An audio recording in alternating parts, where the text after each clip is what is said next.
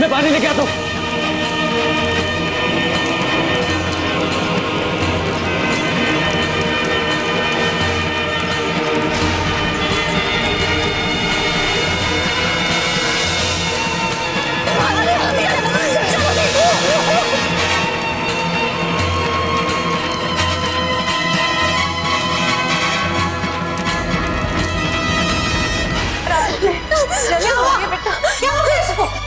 माँ पता नहीं वो किचन में आग लग गई थी।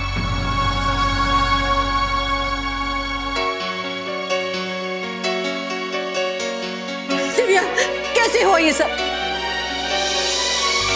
पता नहीं, माचिस नहीं थी इसलिए मैंने लाइटर से गैस जलाई। अरे गैस किसी ने खुली तो नहीं छोड़ दी थी? नहीं बड़ी बीबी, आग तेल की वजह ना लगी होगी। ए देखो तार पीन का डब्बा।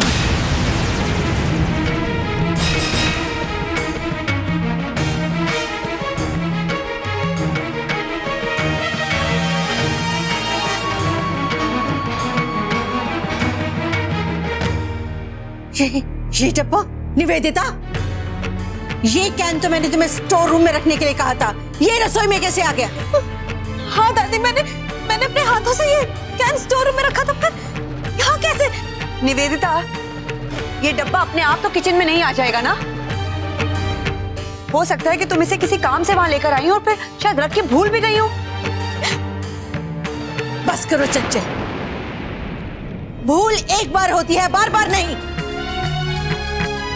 पहली बार नहीं है कि इस लड़की की वजह से हमारे घर में कुछ अनहोनी होने जा रही है।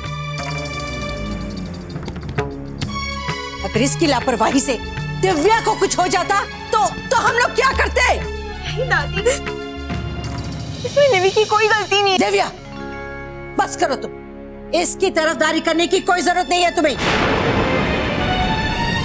शांत हो जाइए।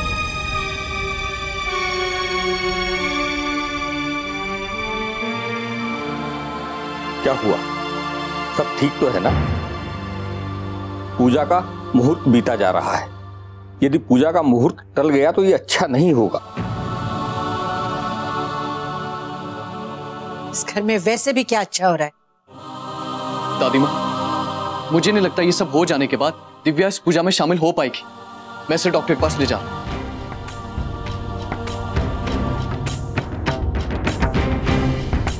हाँ सिद्धार्थ, तुम दिव्या को डॉक्टर के पास ले जाओ और यहाँ का हम सब संभाल लेंगे। और सिद्धार्थ, मैं भी तुम्हारे साथ चलता हूँ। नहीं वीरेन, तुम्हारी यहाँ ज्यादा जरूरत है, तुम यहाँ पे रहो। डोंट वरी, मैं सब संभाल लूंगा। चलो। जो हुआ अच्छा नहीं हुआ, परंतु हमें इस अनहोनी से विचलित हुए बिना इस पूजा को संपन्न करना चाहिए। मेरा सुझाव है कि सिद्धार्थ की जगह वीरेंद्र और उसकी पत्नी इस पूजा को संपन्न करें।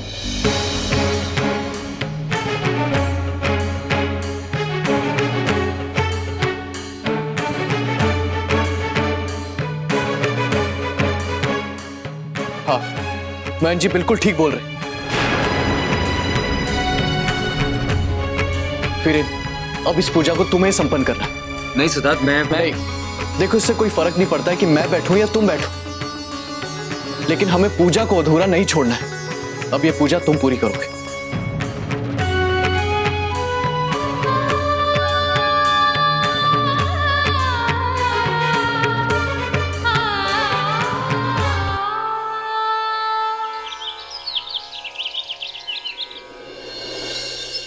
मेरे मंत्र पढ़ने के बाद मन में ईश्वर का ध्यान रखते हुए आप इस घृत और हवन सामग्री की आहुति यज्ञ कुंड में देंगे और आप इनकी अर्धांगिनी होने के नाते इस शुभ कार्य में इनका पूरा साथ देंगे।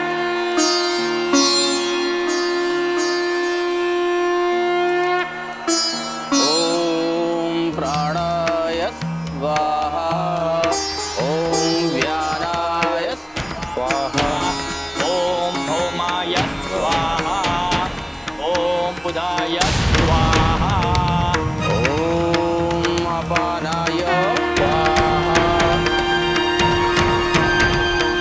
आयुक्काम कामा यशो कामा पुत्र कामा तथैव च सर्वे कामा भवन्तु ते।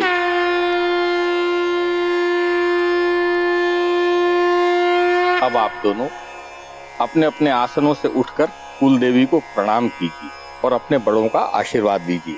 पूजा संपन्न हुई।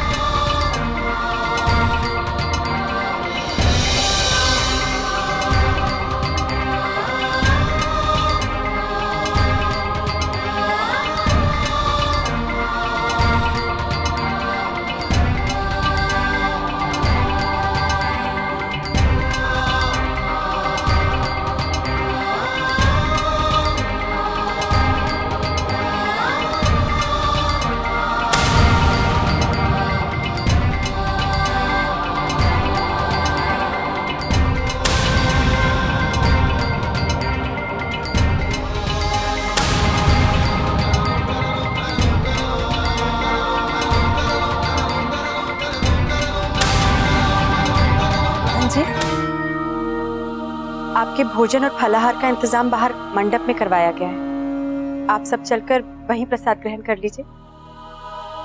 वीरेन, महन जी को बाहर लेकर जाओ, मैं रसोई में देखती हूँ। जी ताई जी।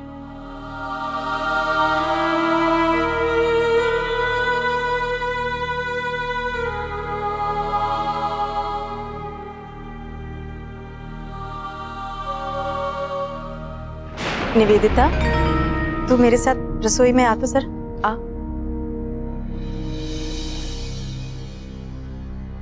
रुको निवेदिता, रुको निवेदिता, रुको निवेदिता, तुम कहीं नहीं जाओगी, यहीं खड़ी रहोगी, यहीं खड़ी रहोगी।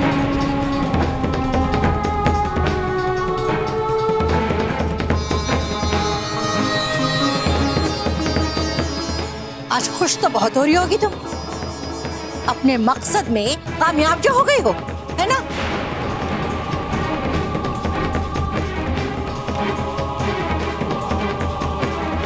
अब समझ में आया कि कल से इस घर में जो अनहोनियां हो रही हैं, उसकी वजह कोई और नहीं, सिर्फ तुम हो।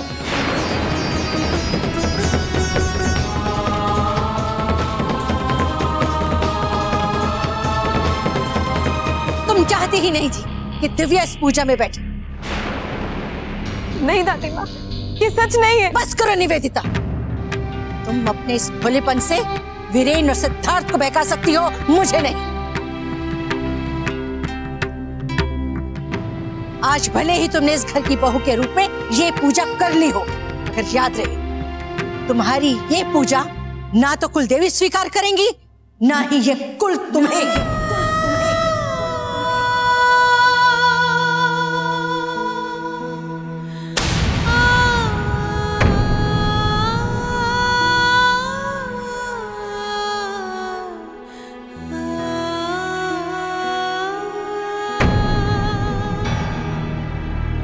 इस घर की बड़ी बहू का दर्जा पाने के लिए तुम इस हद तक गिर गई कि अपनी ही बहन की जान जोखिम में डाल दी तुमने। हाँ, ऐसा मत कहिए दादी, मैंने कुछ नहीं किया है।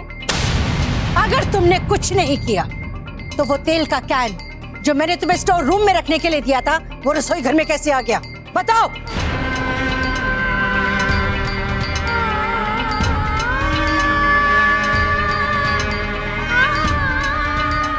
जब मैंने तुम्हें कुल दीपक को रसोई में ले जाने के लिए कहा तो तुमने अपनी जगह दिव्या को क्यों भेजा? बोलो। नहीं दादी, ऐसा नहीं है। ऐसा नहीं है तो इस हादसे में दिव्या को ही चोट क्यों पहुंची? तुम्हें एक खरोंच तक नहीं आई, कैसे? है कोई जवाब तुम्हारे पास?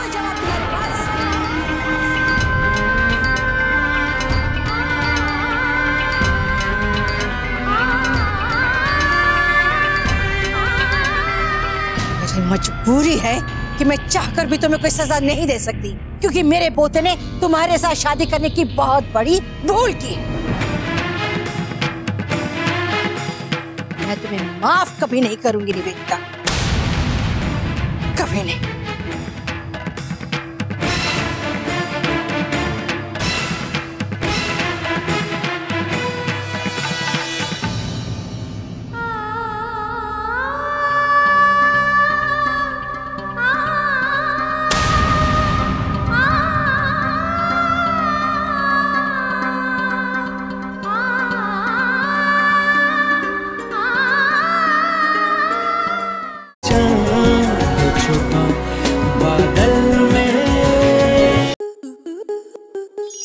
आपके मनोरंजन पर अब नहीं लगेगा कोई ब्रेक।